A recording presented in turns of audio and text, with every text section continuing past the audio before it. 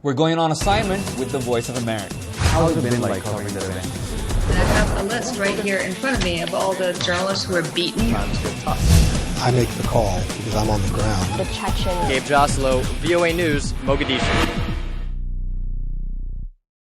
Welcome, everybody. We're back with another edition of On Assignment, your inside look at the stories VOA reports around the world. I'm Imran Siddiqui. And I'm Alex Villarreal. We head first to the West Bank, where our Middle East correspondent found both Palestinian and Israeli farmers are facing challenges. Then, how Ukrainian-Americans are reacting to the crisis in Crimea. March is Women's History Month. We'll talk about women's struggles and strides. And mobile phones in North Korea, how the regime is keeping cell users under control. Hold the phone. You are on assignment.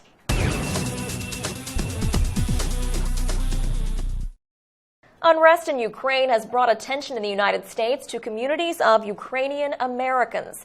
Now, one of the largest is in the state of Pennsylvania, where the turmoil between Ukraine and Russia is affecting Ukrainian immigrants and their descendants. VOA's Kane Faribaugh talked to Ukrainian-Americans in Pennsylvania and Chicago to find out what they really think about the crisis in their homeland. Here's a look at his conversation with On Assignment's Rebecca Ward. There was a new wave of immigration, particularly to places like Pennsylvania, after the collapse of the Soviet Union. Father Timothy Thompson leads the congregation at St. Mary's Ukrainian Orthodox Church in the Pittsburgh suburb of McKees Rocks. He says about 10 to 15,000 immigrants came to the area in the 1990s. They came here for jobs, plus churches were sponsoring them, when the Soviet Union first collapsed. Chicago's immigration in this large Ukrainian community here, that immigration started in the early 1900s and it progressed after World War II. So different waves, different sections of this immigration have influenced the way this community interacts and stays connected with their homeland. And that connection is, it's also church-based, you might say, a very spiritual or religious population. Yeah, I've done now 3 stories on the different Ukrainian communities in Pennsylvania and then in Chicago. And in each of these stories, and in almost everybody that I talk to, church is the center by which everything else sort of flows around in these communities. The unrest in Ukraine comes during the Christian holy period of Lent. As Father Nalisnik leads his congregation in prayer and reflection, he admits his thoughts are sometimes with his family, still living in western Ukraine. They are thoughts shared by most members of this immigrant community that number in the tens of thousands. Many are only 1 or 2 generations removed from the country they left. The Ukrainians here support whatever efforts the Ukrainians in Ukraine are doing to keep that country free. St. Nicholas business manager Phyllis Murin-Zapirnik says that in times of helplessness, the community turns to Father Nalisnik for guidance and wisdom. To give hope that everything will be okay. Like we said in church, after Friday is coming Sunday, resurrection, There were a couple of protests here in Washington. Were there any protests going on in the communities you visited? There haven't actually been protests where I've actually interviewed and reported on in these Ukrainian communities. But I will say that they were very much focused on the March on Washington that occurred and the protest that happened there, I believe it was on March 6th. So I think a lot of the efforts haven't been localized or individual. Everybody wanted to make sure that they were going to Washington, D.C. to have a larger show of support. New York City is also home to tens of thousands of ethnic Ukrainians. VOA's Adam Phillips spoke to a few of them in an area known as Little Ukraine in Manhattan's Lower East Side, including Tamara Oleksy, president of the Ukrainian Congress of America. Well, the Ukrainian Congress Committee of America is an umbrella group of the over 1 million people in the United States of Ukrainian descent, either they're recent or going back a ways. And she seemed to believe that Ukrainians were of a unified feeling that the Russians should stay out and that independence was important, and they wanted to look more toward the democratic models of Western Europe and the United States rather than east toward Russia. We call upon the United States to urge the International Monetary Fund and our European allies to provide the interim government with the necessary financing so that it can begin the restructuring its economic institutions according to OECD country norms. Now, you spoke to one gentleman who worked at a diner, and he was expressing some concern about his family. Yes, they were very concerned. Every day he was hearing dire reports from his mother that maybe some of these lines would be cut. And they wouldn't know what was happening. He was also talking about possibly going back to join the army if there really was a civil war between the eastern Crimean Peninsula Ukrainians and those in the west, in Kiev, where his family was from. I think that it was pretty clear in talking to almost everybody that I interviewed or spoke with that there is no support for the use of U.S. military force in Ukraine. A lot of them tried to explain to me that there really isn't this divide between Eastern Ukrainians and Western Ukrainians. Everybody who lives in Ukraine is a Ukrainian. And to that point, too, I think a lot of people also tried to make sure that they told me that there isn't this animosity or this hostility by Ukrainians towards Russians that live in their country. So I think a lot of the message that people are trying to send here is just to sort of get the truth out there, or at least get their feelings out there, to sort of counter some of the information that other sources are providing that might try to inflate a conflict where conflict does not exist. Our thanks, as always, to VOA's Kane Faribault and Adam Phillips. Now, another conflict that's captured the world's attention is the one between Israelis and Palestinians. VOA's Scott Bob traveled to the West Bank recently to see how the conflict is affecting farmers. Palestinian farmers in the Jordan River Valley say they are facing a disaster because of water shortages they blame on Israel. But farmers on Israeli settlements are also losing money. So what's at the root of all this? Scott explains. A late winter day in the Jordan Valley. Hussein Atiyat is assessing his corn crop near the West Bank town Al-Uja. He does not like what he sees. Under the current circumstances, no, there'll be no crop. Because if we had water since we planted, the corn would be a meter high by now. Poor rains are partly responsible, but Atiyat says Israeli authorities who control this part of the West Bank will not let him bring water from the nearby Jordan River. What are the conditions for Palestinian farmers in the Jordan Valley? Well, the Palestinian farmers I spoke to and some of the activists that support them say, one, they've had terrible rains, so their crops have not grown what they should have so far, and some of them are expecting to lose most, if not all, of their crops. So for them, they're facing financial catastrophe. This is aggravated by the fact that their wells and aquifers have gone dry in many cases, and so they're unable to bring water to these farms and plots of lands that they farm.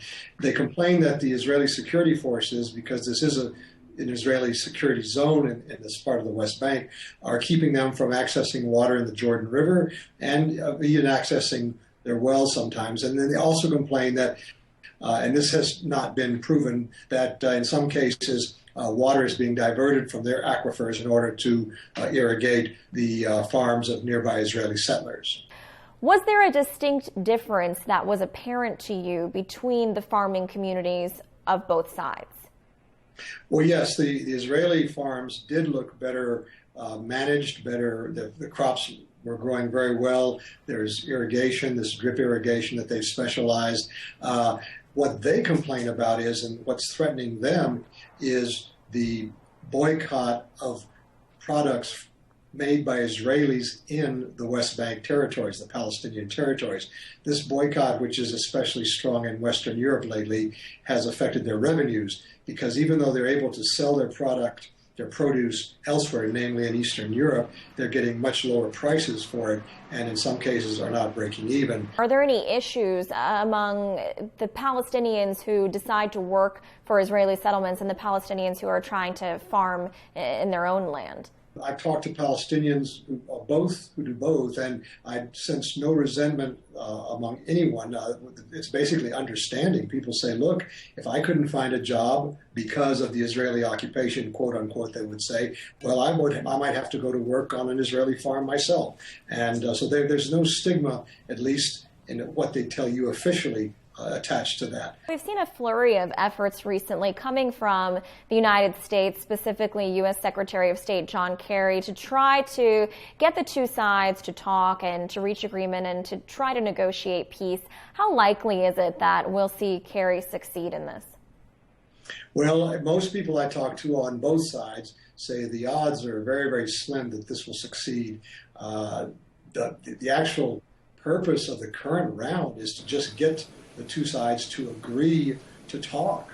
They're just talking about talking, and if this round succeeds, then they will begin negotiations. So we're in very, very early stages, and even at this early stage where they really aren't even going to have an agreement, they're just going to have proposals that they can express reservations about. Even at this very early stage, both sides are expressing severe doubts and reservations about being able to continue.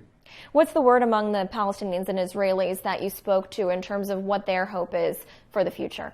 Public opinion polls show that most Palestinians and most Israelis would like peace. They also show that there's a great deal of mistrust. A lot of this stemming from the Second Intifada, which saw a lot of terrorist attacks on civilians. And you have periodic clashes every day just about their incidents, whether it's rock throwing or whether it's people being killed, and this does not help. So I think there's this desire to reach an agreement, to reach peace, despite the obstacles and the feelings of injustice and mistrust on both sides. But it's just very difficult for them to talk at this stage. All right, and again, that was VOA Mideast correspondent Scott Bobb. Well, we're taking a break now. When we come back, we mark Women's History Month. And of course, you're watching On Assignment.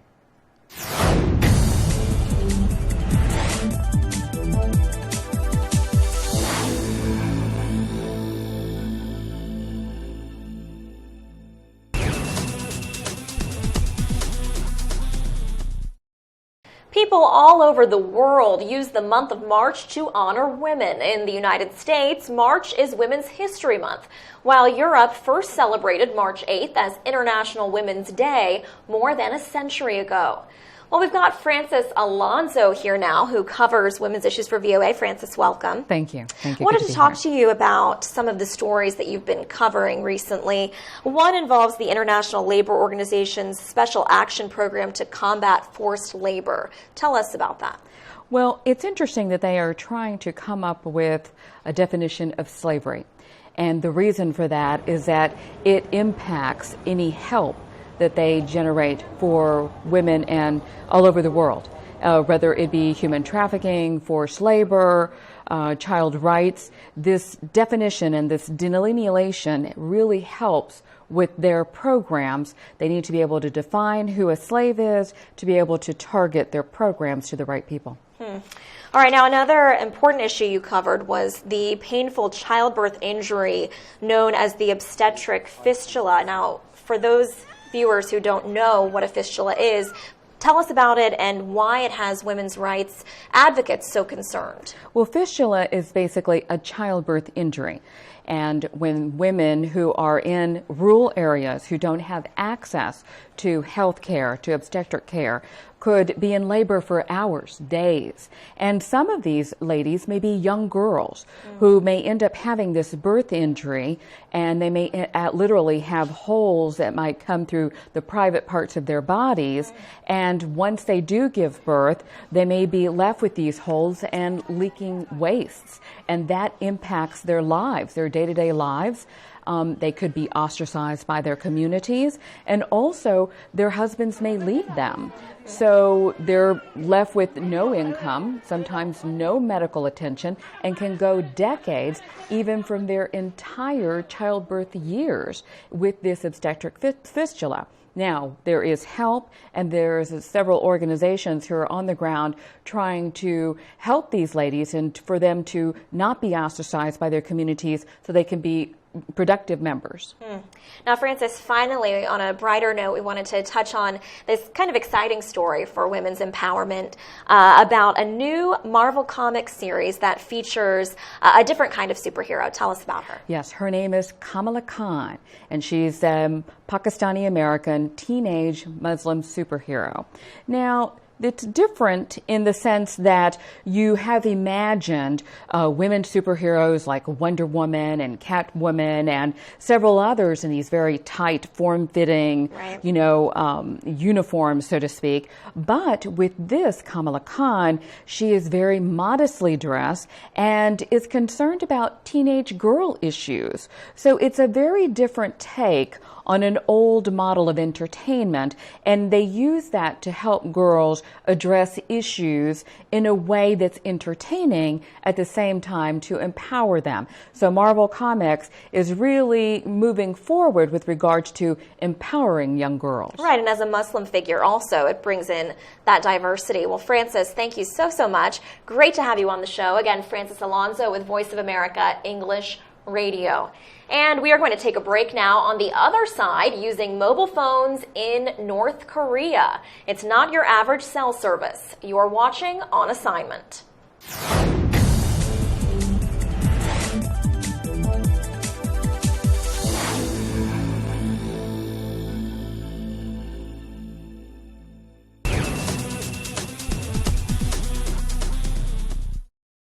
Now, for many of us, using a cell phone is something we can do wherever we want, whenever we want, however we want. But what's it like in the world's most closed society, North Korea?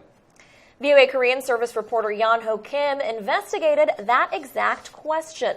In cooperation with the U.S. Korea Institute of Johns Hopkins University, he authored the report, Cell Phones in North Korea.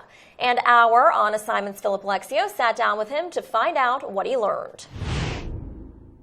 Now, this report, Cell Phones in North Korea, on this picture, you've got a couple of North Koreans using a phone. Right. How difficult was it for you to put this report together? I think it's a 54-page report. What were the challenges in doing a report like this to cover something like mobile phone use in North Korea in a closed society where it's difficult to get the information?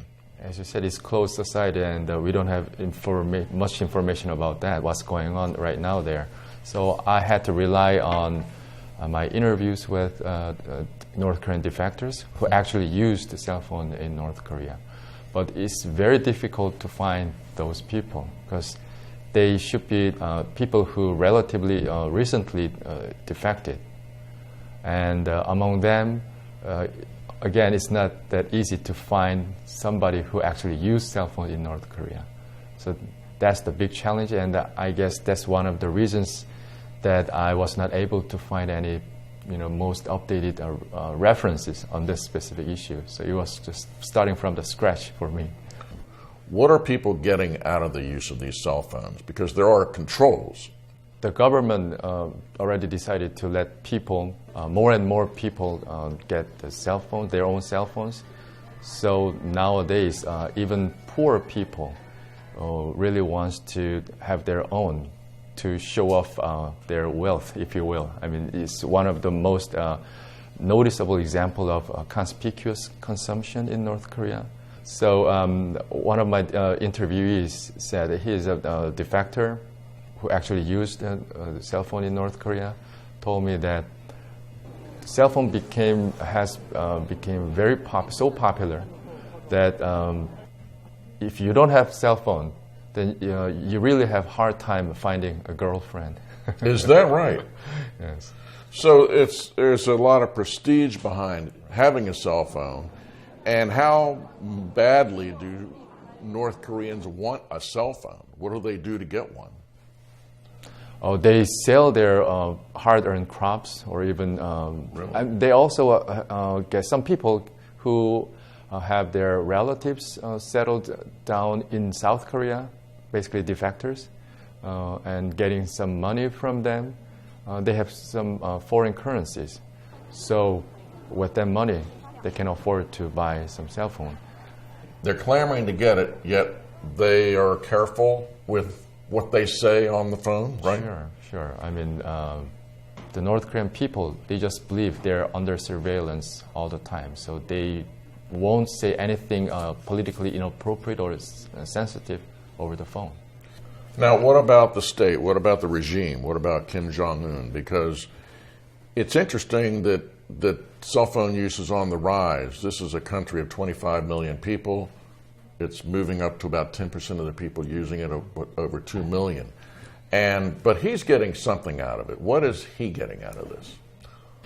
He's basically claiming that they have accomplished their national goal of transforming their country to a strong and prosperous nation.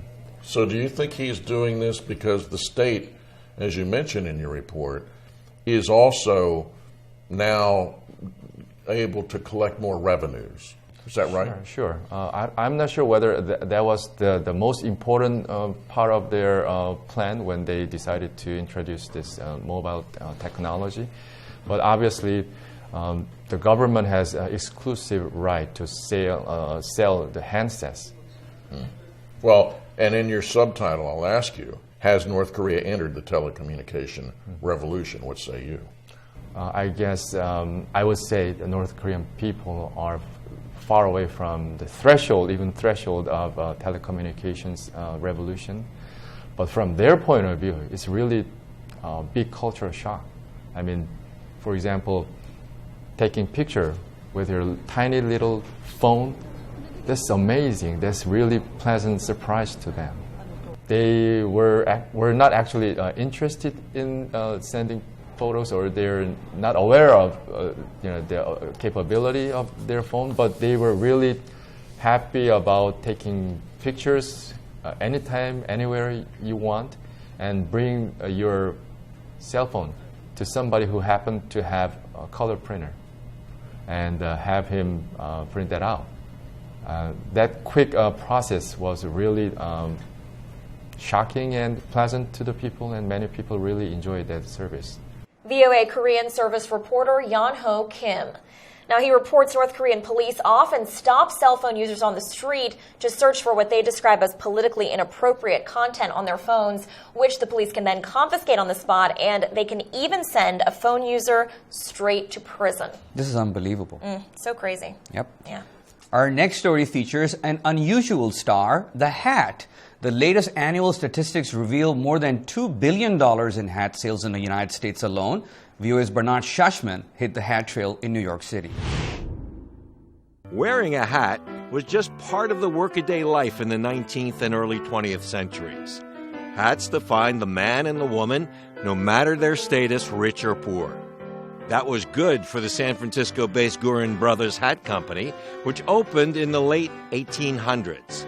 After the Kennedy years, the fashion tide turned in the 1990s, thanks to the younger generation. Gurin Brothers has 30 stores across the United States. Most of their hats are manufactured or completed in the United States by highly trained, well-educated artisans. There's something about someone when they walk out of our shop with a hat on their head. You can see them walk out with just a little bit more oomph to their step, let's say. In another part of New York City, Barbara Feynman and Julia Knox make hats the old-fashioned way, by hand. It is an entirely different approach to manufacturing.